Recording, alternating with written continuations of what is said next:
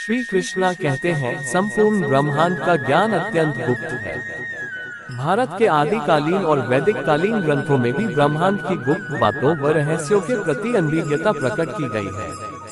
मानव जीवन की आरंभिक सभ्यताओं का आज के मनुष्य के पास जो प्रामाणिक प्रबोध और तथ्य है, उनके आधार पर कहा जा सकता है कि मनुष्य ने हर बीतती सदी के साथ अनगिनत वैज्ञानिक उपलब्धियां अर्जित की और वह उसी के अनुरूप अपना दैनिक जीवन जीता रहा। परंतु इतना ज्ञान विज्ञान प्राप्त करने और इतनी प्रगति कर लेने के बाद भी ब्रह्मांड के परम गुप्त सत्य तक पहुंचना संभव नहीं हो सका। इस युग के वैज्ञानिकों को लगता है कि वे केवल विज्ञान के प्रयोगों के आधार पर ब्रह्मांड के अंतिम सत्य तक पहुंच जाएंगे। वास्तव में ऐसा होना संभव नहीं होगा। ब्रह्मांड है क्या?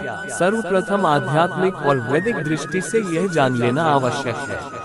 पृथ्वी के अतिरिक्त जितने भी ग्रह, उपग्रह, खगोलीय पिंड और सामान्य मनुष्य की कल्पना से परे जाकर खोजे गए ब्रह्मांडीय आवरण है, वास्तव में ब्रह्मांड उतने में ही समाहित नहीं होता।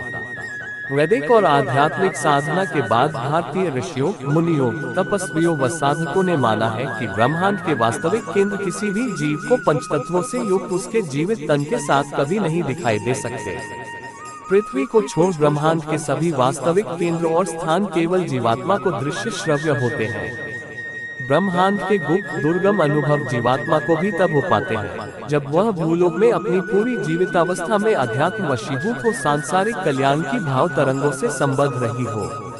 मृत्यु के बाद मनुष्य अदृश्य ज्योति स्वरूप आत्मांश के रूप में अनंत पथ पर अग्रसर होता है। ये ब्रह्मांड का वही पथ है जहाँ तक मनुष्य जीते जी कभी नहीं पहुँच पाता, चाहे कितनी ही वैज्ञानिक प्रगति कर ले। आत्मांश के रूप में ब्रह्मांड के इस पथ पर चलने का अवसर सभी जीवात्माओं को नहीं मिलता। इस पथ पर चलने की योग्यता तब मिलती है जब हम पृथ्वी पर जीव के रूप में व्यतीत समयावधि में सत्कर्मों और परोपकार से जुड़े रहते हैं। सत्कर्मों, परोपकार, करुणामयी भावनाओं पर हितकारी संवेदनाओं और परार्थ में लगे जीव को मृत्यु के बाद ब्रह्मांड के उन अनंत व गुप्त स्थानों पर विचरण करने और अपने सत्कर्मों की योग्यता के आधार पर उनमें फिर से जन्म लेने का अवसर मिलता है, जो स्थान भूलोकी जीव की कल्पना से भी परे होते हैं। यदि भूलोक में जीवन अध्यात्म आधारित कल्याण भावना के साथ व्यतीत होता हुआ आध्यात्मिकता के शीर्ष स्थान को स्पर्श कर लेता है, तो ऐसे जीव की आत्मा ब्रह्मांड के अनंत व गुप्त स्थानों के संचालक परमात्मा के परम स्थान में जगह पाती है।